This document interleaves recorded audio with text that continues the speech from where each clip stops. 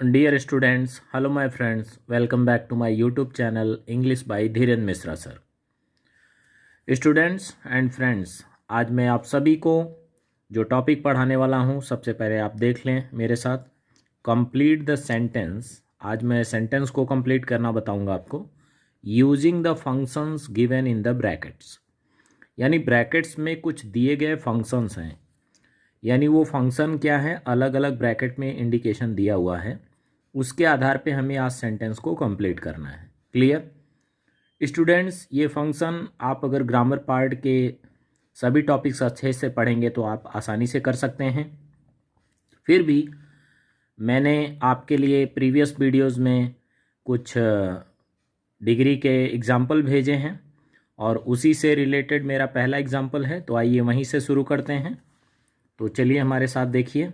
सबसे पहला सेंटेंस है Sunil was more famous comedian. अब इसमें स्टूडेंट क्या करना है, डिस्क्राइबिंग कंपैरिजन, यानी तुलना करना है। तो स्टूडेंट आप जानते हैं ये जो मोर वर्ड है ये कंपैरेटिव डिग्री का इंडिकेशन है। तो जब भी मोर आएगा तो आपको पता है यहाँ देन आएगा, कंफर्म है। तो Sunil was more famous comedian. अब आप यहाँ पे बहुत तरीके से लिख सकते हैं। तो अगर आप चाहें तो यहाँ क्या लिखेंगे, then Sunil was more famous comedian than any other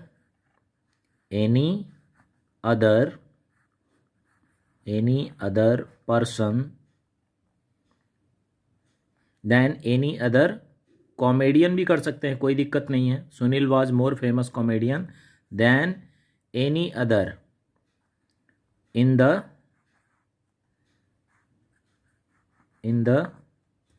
film sector,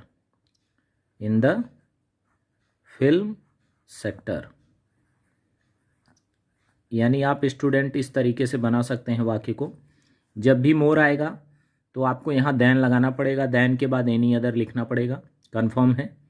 तो याद रखिएगा, Sunil was more famous comedian than any other in the film sector, यानी फिल्म सेक्टर में किसी भी दूसरे की बजाय जो सुनील है वो अधिक फेमस कॉमेडियन था। तो अब आप इसमें इस तरीके से लिख सकते हैं, और भी दूसरे ढंग का भी वाक्य बना सकते हैं, लेकिन देन और एनी अदर आएगा ही आएगा, इसको ध्यान रखेंगे आप सभी। अब दूसरा वाक्य हम देखते हैं student, Raghav was too strong. अब देखिए वो इतना स्ट्रांग है कि पर्वत पर चढ़ सकता है। तो राघव इतना स्ट्रांग है कि वो वैन को अकेले धक्का दे सकता है। तो आप कुछ भी बना सकते हैं क्योंकि इसमें रिजल्ट दिखाना है, परिणाम। तो मैं यहाँ चाहूँ तो कुछ भी लिख सकता हूँ, जो दोनों वाक्य मैंने बोले हैं स्टूडेंट। तो पहला मैंने क्या कहा, राघव इतना स्ट्रांग है कि वो पर्वत पर चढ़ सकता था, चूँकि वाज लगा है यहाँ पे। तो जब ये TOO आता है, ये एडवर्ब है स्टूडेंट, तो उसके बाद TO आता है, याद रखिएगा आप सभी। तो Raghav was too strong to climb मतलब चढ़ सकता, चढ़ना होता है, आप जानते हैं। To climb on that mountain.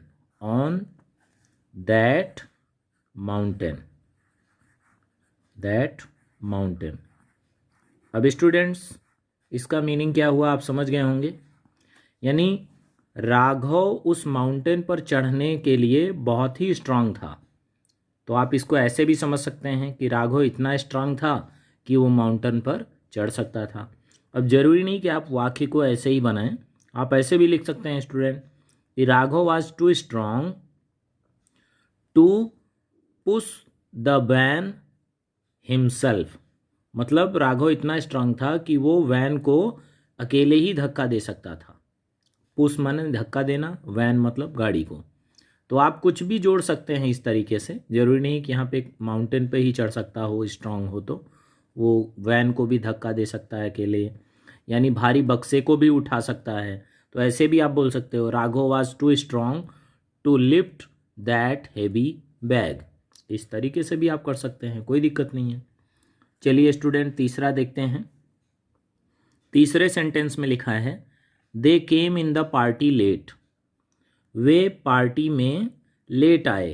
अब क्या दिखाना है हमें स्टूडेंट, यहाँ पे रीज़न दिखाना है। तो रीज़न मतलब कारण, और कारण हमेशा स्टूडेंट आप जानते हैं बिकॉज, बिकॉज का मतलब क्या होता है, रीज़न, कारण। तो यहाँ पे आप बिकॉज लिखेंगे। They came in the party late, वे पार्टी में लेट आए क्योंकि वे ट्रैफिक में फंस गए थे, ऐसा भी लिख सकते हैं। अब जरूरी नहीं कि यही लिखें आप ऐसा भी लिख सकते हैं कि वे पार्टी में लेट आए क्योंकि उन्होंने बस मिस कर दिया, ठीक है, उन्होंने ट्रेन मिस कर दिया, ऐसे भी लिख सकते हैं। तो हम कुछ भी दिखा सकते हैं, जो भी बोल रहे हैं तो लिख देते हैं कि they came in the party late because they were in traffic, क्योंकि वो ट्रैफिक में थे। दे वर इन ट्रैफिक। तो स्टूडेंट ये देखिए, मैंने 2-3 बातें बोला है और एक लिख दिया आपके सामने। तो आप ऐसे भी लिख सकते हैं, they came in the party late because they missed the bus. They came in the party late because the train didn't arrive at the station timely, क्योंकि स्टेशन पर टाइम से ट्रेन नहीं आई, इसलिए वो पार्टी में लेट आए। तो आप कुछ भी दिखाएंगे, क्या होना चाहिए, रीज़न होना चाहिए। क्लियर। अब स्टूडेंट यहाँ व्हाट ए स्ट्रेंज लिखा है। अब यहाँ एक्सप्रेसिंग वंडर, आपको आश्चर्य व्यक्त करना है। तो आप यहाँ पे व्हाट ए स्ट्रेंज, अब आगे कोई वाक्य बनाना है जो वंडर यानी आश्चर्यजनक ही लगे। तो हम लिखेंगे what a strange and horror, horror का मतलब आप जानते हैं भयानक। What a strange and horror movie,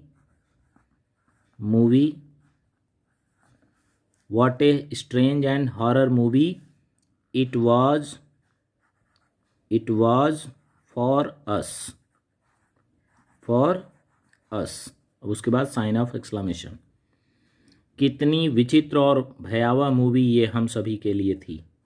तो यहाँ पे स्टूडेंट वंडर भी लग रहा है, आश्चर्य तो आ ही रहा है। जरूरी नहीं कि आप यही सेंटेंस लिखें, आप ऐसे भी लिख सकते हैं, what a strange and interesting story book it was for me, ऐसे भी लिख सकते हैं, कोई दिक्कत नहीं है। तो आप कुछ भी यहाँ बनाएंगे उसमें वंडर होना चाहिए, आश्चर्य होना चाहिए। अब चलते हैं स्टूडेंट्स, अगला सेंटेंस देखते हैं। वी रीच्ड, हम पहुँचे। अब नाइदर, देखिए यहाँ पे क्या लिखा है, डिस्क्राइबिंग चॉइस, यानी आपको चॉइस का मतलब विकल्प, विकल्प मतलब अल्टरनेटिव भी यहाँ कभी कभी लिखा हुआ आता है स्टूडेंट, याद रखिएगा कि हम पहुँचे न तो, ये नाइदर का मीनिंग क्या आता है हिंदी में, नाइदर के साथ नॉर का यूज जरूर होगा स्टूडेंट, याद रखिएगा। अगर आइदर आएगा तो और आएगा OR, और नाइदर आएगा तो नॉर NOR। तो हम पहुँचे न तो, अब पहुँचेंगे तो कहीं प्लेस पे ही पहुँचेंगे, तो कोई भी 2 प्लेस आप ले लीजिए, कोई दिक्कत नहीं है।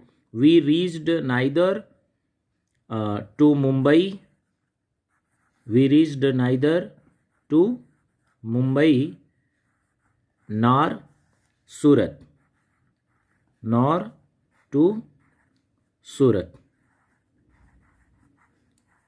यानी इसका मतलब क्या हुआ, हम न तो मुंबई को पहुँचे न तो सूरत को पहुँचे। अब जरूरी नहीं कि हाँ मुंबई और सूरत ही प्लेस आप लें, आप ऐसा भी लिख सकते हैं, we reached neither at the bus station nor at the railway station.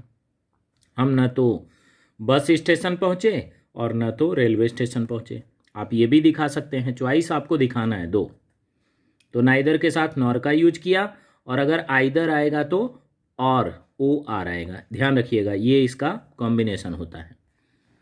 अब स्टूडेंट्स अगला 6ठा नंबर सेंटेंस देखेंगे। यहाँ पे ब्लैंक है और साइन ऑफ एक्सक्लेमेशन लिखा है। अब इसका मीनिंग समझ करके आप वर्ड लिख सकते हैं, क्या लिखेंगे, डिस्क्राइबिंग नेसेटीज़। नेसेटीज़ का मतलब होता है स्टूडेंट्स विवरण या ब्यौरा। तो विवरण या ब्यौरा उसी संदर्भ में लिखना है जिस संदर्भ में ये वाक्य दिया हो। तो देखिए क्या मीनिंग यहाँ पे आएगी, देखिएगा कौन सा वर्ड हम लिखेंगे। मे यू टेल अस, क्या आप हमें बता सकते हैं हम लोगों को, द वे, रास्ता, to reach on the highway, highway पर पहुँचने का रास्ता क्या हम लोगों को आप बता सकते हैं। तो किसी से कुछ पूछना हो रोक करके, तो आप जानते हैं अच्छे से कि क्या वर्ड आता है, एक्सक्यूज़ मी। स्टूडेंट्स आप इसको पढ़ चुके हैं, तो यहाँ पे क्या आएगा, एक्सक्यूज़ मी।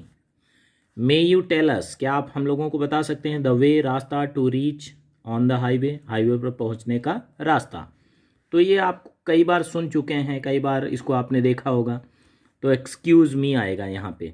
तो ये नेसेसिटीज़ का हिंदी मीनिंग आता है ब्यौरा या विवरण, मतलब जिस संदर्भ में बात और वाक्य बोली जा रही है उसी से संदर्भित, उसी कॉन्टेक्स्ट में आपको वर्ड बना करके यहाँ लिखना होता है। चलिए आगे बढ़ते हैं। वापस स्टूडेंट डिस्क्राइबिंग नेसेसिटीज़ का एक और एग्जाम्पल मैंने ले लिया है। आप पहले मीनिंग समझ लीजिए। Would you like to take help from me, क्या आप मुझसे मदद लेना पसंद करेंगे? तो या तो यस होगा या तो नो होगा।